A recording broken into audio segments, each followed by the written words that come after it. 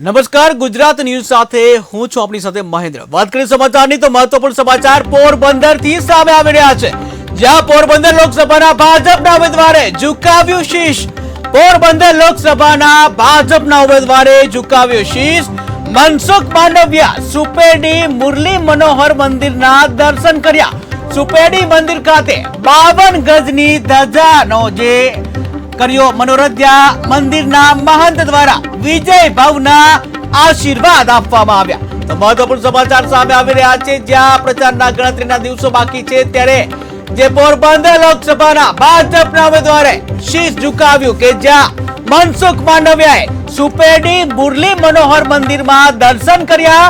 ત્યારે સુપેડી મંદિર ખાતે 52 ગજની ધજાજીનો કર્યો મનોરથ। ત્યારે મંદિરના મહંત દ્વારા વિજય ભાવના આશીર્વાદ આપ્યા।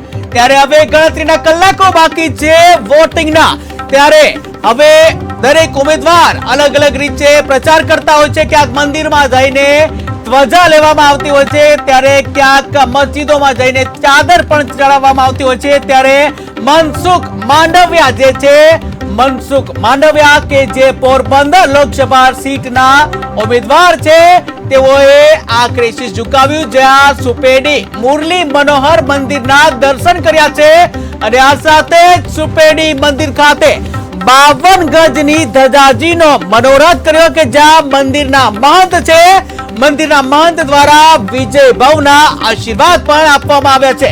ત્યારે સૌના આશીર્વાદ લેવા માટે જે લોકસભા સીટના ઉમેદવારો જે છે અવનવા મંદિરે જતા હોય છે, ક્યાંક માતા બહેનોના આશીર્વાદ લેતા હોય છે, ત્યારે ક્યાંક ભગવાનના શરણે પણ ઉમેદવાર પહોંચતા હોય છે। ત્યારે પોરબંદર લોકસભા સીટના ઉમેદવાર મનસુખ માંડવિયા મંદિરના દર્શન કરવા ગયા કે જ્યાં મંદિરના મહંત દ્વારા વિજય ભાવના આશીર્વાદ આપ્યા।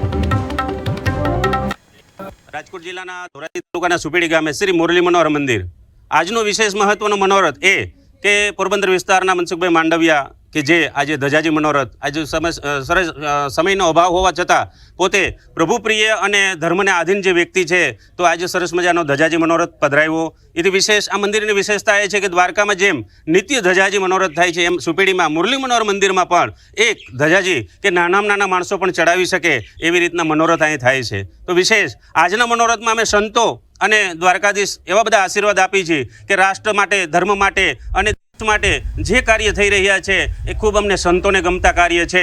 તો પ્રભુના આશીર્વાદ મનસુખભાઈ માંડવિયાને, સંતોના આશીર્વાદ પણ એમના વિસ્તારના, અમારા વિસ્તારના મનસુખભાઈ માંડવિયાના